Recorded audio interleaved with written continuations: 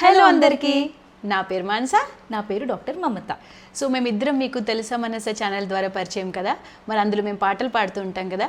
మరి అందులో మీరు చాలాసార్లు మాట్లాడండి అక్క అన్నారు కదా. మేము దానికోసమని మీతో మాట్లాడి ఇంకా దగ్గర అవ్వడానికి మేము ఒక యూట్యూబ్ ఛానల్ స్టార్ట్ చేసాము. ఆ ఛానల్ పేరే ఫ్లాష్ బ్యాక్ టైమ్స్. మరి ఇంకేంటి, వెంటనే సబ్స్క్రైబ్ చేసుకోండి, ఫ్లాష్ బ్యాక్ టైమ్స్. మరి ఇందులో కంటెంట్ ఏముండొచ్చు అంటే, అక్క డాక్టర్ కాబట్టి హెల్త్ టిప్స్ ఉండొచ్చు, కిచెన్ రెసిపీస్ ఉండొచ్చు, హోమ్ ఆర్గనైజేషన్ అయి ఉండొచ్చు, లేకపోతే నేను ఫోటోగ్రాఫర్ కాబట్టి ఫోటోగ్రఫీ గురించి అయి ఉండొచ్చు, ఇంకా ఎన్నో ఉమెన్ ఆంటర్ప్రినర్షిప్ గురించి అండ్ ఇంకా ఎన్నో మంచి విషయాలు మీతో షేర్ చేసుకోవాలనుకుంటున్నాము. దానికంటే ముందు మీరు మమ్మల్ని రిపీటెడ్గా కొన్ని క్వశ్చన్స్ అడుగుతున్నారు. ఫస్ట్ దానికి ఆన్సర్ చేద్దాం అనుకుంటున్నాం. ఫస్ట్ క్వశ్చన్ వచ్చేసి, అక్క మీరిద్దరూ ఒకే ఇంట్లో ఉంటారా? మేమిద్దరం ఒకే ఇంట్లో ఉండము. అక్కది మాది చాలా దగ్గర ఇల్లులు. సో మేము రెగ్యులర్గా మీట్ అవుతాం. సెకండ్ క్వశ్చన్ వచ్చేసి, మీకు అసలు టైం ఎలా సరిపోతుంది? టైం అస్సలు సరిపోదు. వీఆర్ లిటరలీ స్క్వీజింగ్ టైం అనే చెప్పొచ్చు. But yeah, we're enjoying whatever we're doing. అందుకే we're trying to squeeze as much time as possible whenever possible. Next question వచ్చేసి, మీరిద్దరూ ఎప్పుడు గొడవ పడరా అక్క? మేము చాలాసార్లు గొడవ పడతాము. అసలు ఎందుకు, చిన్నప్పుడు టీవీ రిమోట్ దగ్గర గొడవ, చిప్స్ ప్యాకెట్ దగ్గర గొడవ, బట్టల దగ్గర గొడవ, నాకీ కలర్ అని చెప్పి, మమ్మీ మీద పక్కన ఎవరు పడుకోవాలని గొడవ, ఆఖరికి పాల మీద మిగడ లాస్ట్ స్పూన్ ఎవరు తినాలని కూడా గొడవ. మరి ఇప్పుడు ఎలా గొడవ పడుతున్నామో తెలుసా? నువ్వు తినంటే నువ్వు తినని గొడవ, నీకు ఈ చీర బాగుందంటే ఈ చీర బాగుందని గొడవ. ఇట్లా చెప్పుకుంటూ పోతే ఇంకా ఎన్నో. వన్ పాయింట్లో చెప్పాలంటే, చిన్నప్పుడు దేనికైతే ఏడ్చామో ఇప్పుడు అవి తలుచుకొని నవ్వుకుంటున్నామో, చిన్నప్పుడు దేనికైతే నవ్వామో ఇప్పుడు అవే మా emotional memories. We miss those times a lot. ఇప్పుడు ఆడియన్స్ అడిగిన క్వశ్చన్స్కి ఆన్సర్ చెప్పావు. నా సైడ్ నుంచి నాకు ఒక క్వశ్చన్ ఉంది. అదేంటంటే, నువ్వు చిన్నప్పటి నుంచి నా దగ్గర ఏదైనా సీక్రెట్స్ దాచావా? చిన్నప్పటి నుంచియా? అసలు నీ దగ్గర ఒక్క సీక్రెట్ కూడా నేను దాచలేదే. కానీ నీతో చెప్పని విషయం చెప్పాలనుకుంటున్నాను. Like how much you mean to me అని చెప్తాను. నువ్వు నా లైఫ్లో ఎట్లా అంటే, నా షాపింగ్ పార్ట్నర్ నువ్వే, నా పానీపూరి పార్ట్నర్ నువ్వే. నాకు ఏదైనా రెసిపీ అడగాలన్నా నిన్నే అడుగుతాను. ఆఖరికి నువ్వు డాక్టర్ కాబట్టి నాకు హెల్త్ టిప్స్ కూడా నిన్నే అడుగుతాను. నాకు ఇంట్లో అమ్మతో చెప్పలేని విషయాలు కూడా నేను నీతోనే చెప్పుకుంటాను. Like everything you are in each and every part of my life. అస్సలు ఇలా చెప్పుకుంటూ పోతున్నా లైఫ్లో నువ్వు ఎందులో లేవే. సరే అక్క, ఇప్పుడు నువ్వు చెప్పు, నాకు చెప్పని సీక్రెట్ ఏదైనా. అమ్మా తల్లి, నీకు సీక్రెట్ చెప్పడం అంటే ఇంకేమైనా ఉందా? చిన్నప్పుడు చెప్పిన సీక్రెట్స్కే ఈ సంవత్సరాల తరబడి బ్లాక్మెయిల్ చేసావే నువ్వు నన్ను. సో జోక్స్ అపార్ట్, సీక్రెట్స్ అయితే ఏం లేవు. కానీ యాక్చువల్లీ నువ్వు పేరుకే నా చెల్లివి. నిజంగా చెప్పాలంటే ఇది నాకు ఒక యంగర్ బ్రదర్ కాదు, ఎల్డర్ బ్రదర్.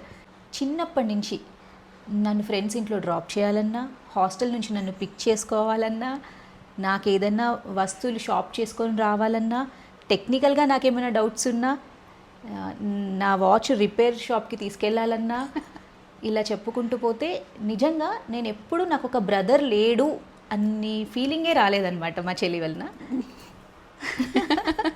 మా పేరెంట్స్కి మేము ఇద్దరమే డాటర్స్. మా పేరెంట్స్ ఎట్లా అంటే, అక్కని కూతురులాగా నన్ను కొడుకులాగా సార్ట్ ఆఫ్ పెంచారనమాట. My daddy used to take me out to everywhere. మా అక్కనేమో కిచెన్లో హెల్ప్ చేసేది మమ్మీకి. నేను ఎప్పుడైనా కిచెన్ వెళ్తే, నువ్వెందుకే వెళ్తున్నావు, నువ్వెందుకే రావడం, నువ్వు వెళ్ళు అనేవాళ్ళు అనమాట. నాకు అందుకే అక్కకే బాగా వంట వచ్చు నాకంటే.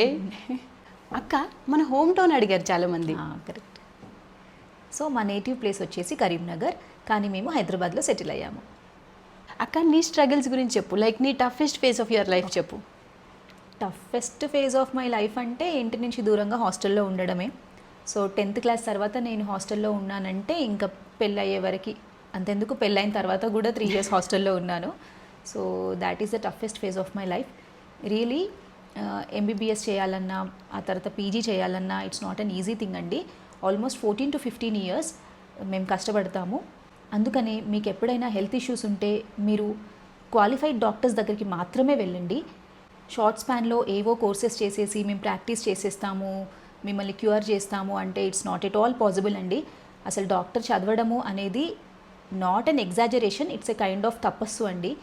లిటరలీ నిజం చెప్తున్నామండి, ఇది అక్కకి మాకు మా ఇంట్లో వాళ్ళకి కూడా స్ట్రగులే. ఎంత అంటే 10th క్లాస్ తర్వాత అక్క ఇంట్లో 10 days అటెస్టేజ్ ఉన్నది లేదు.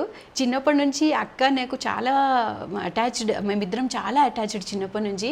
అట్లాంటిది నాకు కూడా అక్క లేకుండా ఆ ఇంట్లో ఉంటే నాకే చాలా టైం పట్టింది అలవాటు చేసుకోవడానికి. పెళ్ళైన తర్వాత 15 days తర్వాత అగైన్ మళ్ళీ అక్క కాలేజ్కి వెళ్ళింది, బావకు కూడా దూరంగా. అండ్ డెలివరీ అయ్యాక 3rd monthలో మళ్ళీ నేను హాస్పిటల్కి వెళ్ళడం స్టార్ట్ చేశాను. అసలు చెప్తున్నా కదా, మమ్మీ ఏదైనా ఫేవరెట్ ఫుడ్ అంటే అక్కతో ఫోన్ మాట్లాడితే చెప్పొద్దు అక్కకి సర్వపిండి అని చెప్పొద్దు, అక్కకి పప్పనమని చెప్పు ఇట్లా చెప్పేదన్నమాట. ఈవెన్ మేము తింటున్నప్పుడు కూడా we use to miss her a lot అసలు ఇంట్లో కూడా. ఓకే, ఇప్పుడు నీ లైఫ్లో టఫెస్ట్ ఫేజ్ గురించి చెప్పు.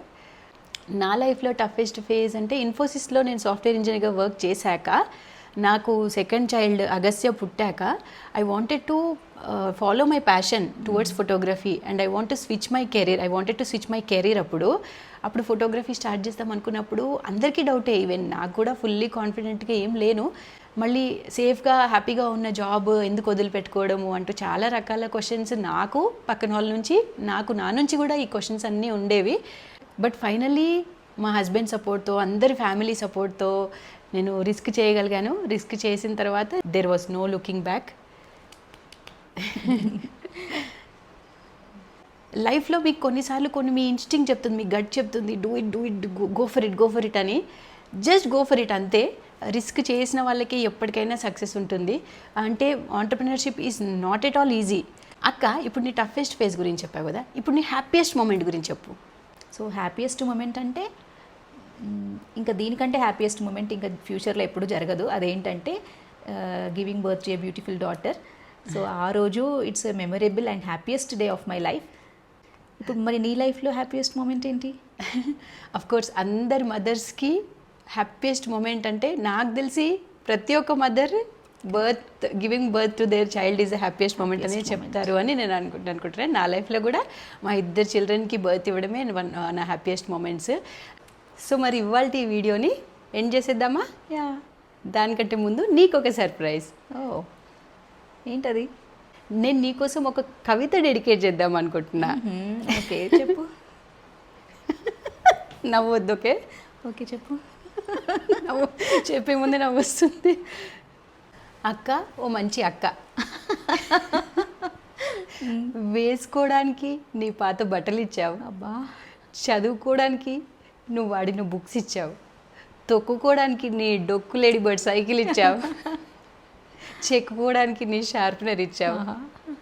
అందుకే నువ్వు నాకు నచ్చావు.